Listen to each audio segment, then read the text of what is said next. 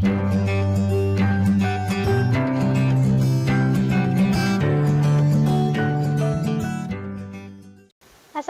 warahmatullahi wabarakatuh. Bertemu lagi dengan saya Yudanti. Nah, di video kali ini saya akan membahas mengenai bab terakhir di pembelajaran Bahasa Indonesia kelas 12, yaitu bab 6 tentang menilai karya melalui kritik dan esai. Apa saja yang akan saya jelaskan di bab ini? Yang pertama ada pengertian kritik sastra dan esai. Kemudian yang kedua ada jenis-jenis kritik sastra dan esai.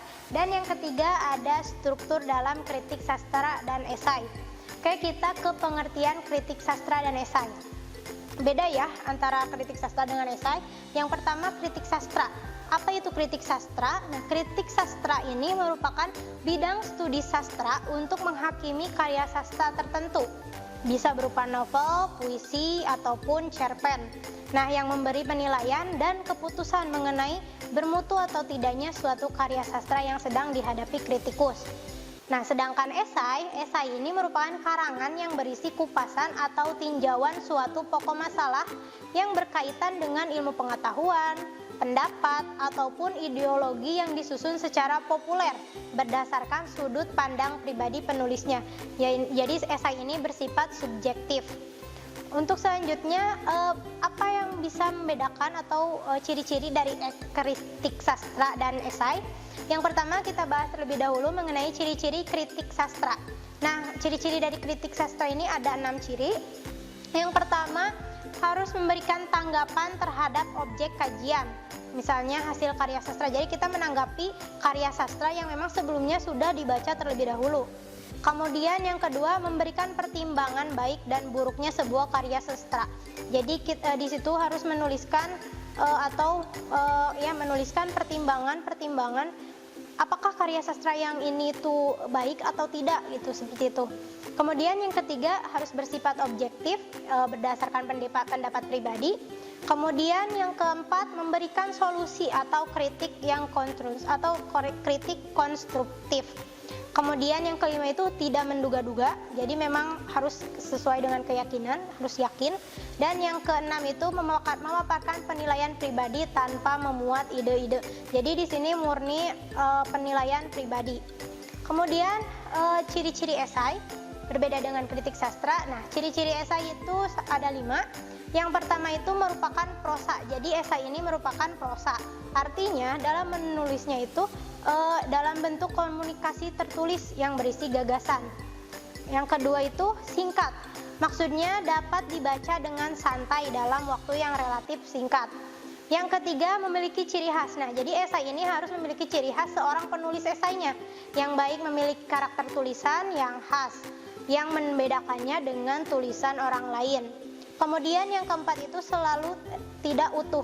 Artinya penulis ini bisa memilih segi-segi yang penting dan menarik dari objek dan subjek yang hendak ditulis. Kemudian yang kelima adalah bersifat subjektif. Itu mengenai ciri-ciri dari kritik sastra dan esai.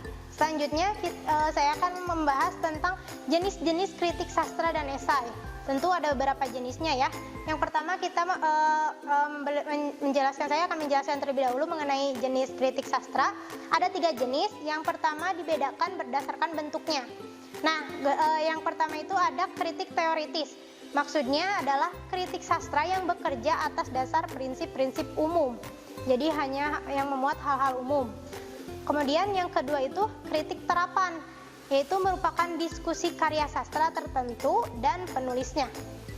Yang kedua, jenis kritik sastra dibedakan berdasarkan pelaksanaannya. Yang satu ada kritik yudisial ya, yaitu kritik sastra yang berusaha menganalisis dan menerangkan efek-efek karya sastra. Yang kedua ada kritik induktif, yaitu kritik sastra yang menguraikan bagian-bagian sastra berdasarkan fenomena yang ada secara objektif. Kemudian yang ketiga kritik inversionistik atau yaitu karya sastra yang berusaha menggambarkan dengan kata-kata dan sifat yang terasa dalam bagian khusus karya sastra. Nah, yang selanjutnya jenis kritik sastra berdasarkan orientasi terhadap karya sastra. Yang pertama ada kritik mimetik. Nah, kritik mimetik ini merupakan kritik yang bertolak pada pandangan bahwa karya sastra ini merupakan tiruan atau penggambaran dunia dan dari kehidupan manusia, seperti itu. Kemudian yang kedua yaitu kritik pragmatik. Nah, kritik pragmatik ini yaitu kritik yang disusun berdasarkan pandangan bahwa sebuah karya sastra ini disusun untuk mencapai efek tertentu kepada pembacanya. Kemudian yang ketiga adanya kritik ekspresif. Nah, kritik ekspresif ini yaitu lebih menekankan kepada kebolehan penulis dalam mengekspresikan atau mencurahkan idenya ke dalam wujud sastra. Jadi kritik ekspresif ini lebih ke bagaimana cara penulis mengekspresikannya dalam sebuah karya sastra atau cerita yang ditulisnya. Kemudian yang keempat adalah kritik objektif. Nah, untuk kritik objektif ini karya sastra itu yang menggunakan pendekatan bahwa suatu karya sastra itu adalah karya yang mandiri, seperti itu. Untuk selanjutnya yaitu ada jenis-jenis esai. Nah, jenis-jenis esai ini ada 6 jenis. Yang pertama yaitu esai deskriptif. Jadi dalam esai deskriptif ini penulis dapat menuliskan objek atau subjek apa saja yang dapat menarik perhatian pengarang. Kemudian yang kedua itu esai tajuk. Nah, dapat dilihat di surat kabar atau majalah untuk esai tajuk ini ya. Nah, jadi esai ini memiliki fungsi menyatakan pandangan dan sikap dari surat kabar ataupun majalah tersebut terhadap isu tertentu. Jadi bagaimana nih surat kabar ataupun majalah tertentu dalam menghadapi suatu isu yang ada di masyarakat. Kemudian yang ketiga itu ada esai cukilan ya. Nah, esai cukilan ini memperbolehkan penulis membeberkan beberapa segi dari kehidupan individual seseorang kepada pembaca.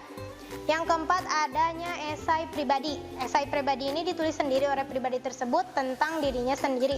Jadi menuliskan tentang dirinya sendiri tentang dirinya sendiri. Jadi bukan menuliskan tentang orang lain. Nah, yang kelima itu ada esai reflektif. Nah, esai reflektif ini ditulis secara formal dengan nada baca serius. Nah, penulis ini mengungkapkan secara mendalam, secara sungguh-sungguh dan berhati-hati tentang topik yang penting yang berhubungan dengan hidup. Misalnya tentang topiknya itu tentang politik, seperti itu ya. Nah, kemudian yang keenam yaitu esai kritik. Nah, penulis ini memusatkan diri pada uraian tentang seni, misalnya tentang lukisan. Jadi pada esai kritik ini penulis memusatkan pendapatnya atau kritikannya terhadap suatu karya seni, baik lukisan, tarian, pahat, patung, teater, dan kesusastraan. Nah, itu mengenai jenis-jenis ya dari karya kritik sastra dan esai. Kemudian di sini saya akan menjelaskan mengenai struktur kritik sastra dan esai. Nah, sama ya di sini untuk struktur kritik sastra dan esai itu yang pertama ada bagian pendahuluan. Bagian ini menentukan apakah pembaca akan tertarik untuk meneruskan bacaan tersebut hingga selesai atau tidak. Nah, pada pendahuluan ini yang menarik tentu akan meningkatkan minat pembaca untuk menyelesaikan bacaannya. Jadi sangat penting kita memikirkan kata apa yang pantas atau yang tepat dalam bagian pendahuluan ini ya. Kemudian yang kedua yaitu adanya bagian isi. Untuk bagian isi yaitu merupakan penjabaran dari gagasan utama yang dinyatakan dalam kalimat tesis dalam pendahuluan. Nah, penjabaran gagasan utama ini diwujudkan dalam beberapa paragraf. Umumnya terdiri dari beberapa gagasan utama, ya minimal 2. Nah, untuk setiap gagasan utamanya ini ditulis dan dijabarkan dalam satu paragraf. Setiap paragrafnya mengisi atau berisi diskusi gagasan-gagasan yang lebih spesifik dan lebih detail agar argumennya itu lebih meyakinkan pembaca. Untuk yang terakhir yaitu bagian penutup. Nah, bagian penutup ini disajikan dalam satu paragraf simpulan yang dimaksudkan untuk mengakhiri pembahasan topik. Nah, paragraf ini biasanya berisi rangkuman dari pokok pikiran yang telah disampaikan penulis. Paragraf penutup juga bisa berupa penegasan atas pendapat yang ditulis, yang telah dijabarkan di bagian isi dengan maksud agar pembaca itu mengetahui secara persis posisi penulis itu atas masalah yang ditulisnya. Nah, itu merupakan penjabaran atau penjelasan mengenai bab 6, yaitu tentang kritik sastra dan esai, yang merupakan materi terakhir di pembelajaran Bahasa Indonesia kelas 12. Terima kasih, mudah-mudahan apa yang saya sampaikan dapat dimengerti. Terima kasih. Wassalamualaikum warahmatullahi wabarakatuh. Kunjungi sosial media lainnya seperti website kami di pkbmalkata.com, Facebook PKB Malkata Manunjaya, Instagram PKB Malkata _official. Dan terima kasih telah klik video ini. Jangan lupa like, comment, share, and subscribe untuk menunjukkan dukungan kamu terhadap channel ini. Enjoy the video PKB Malkata.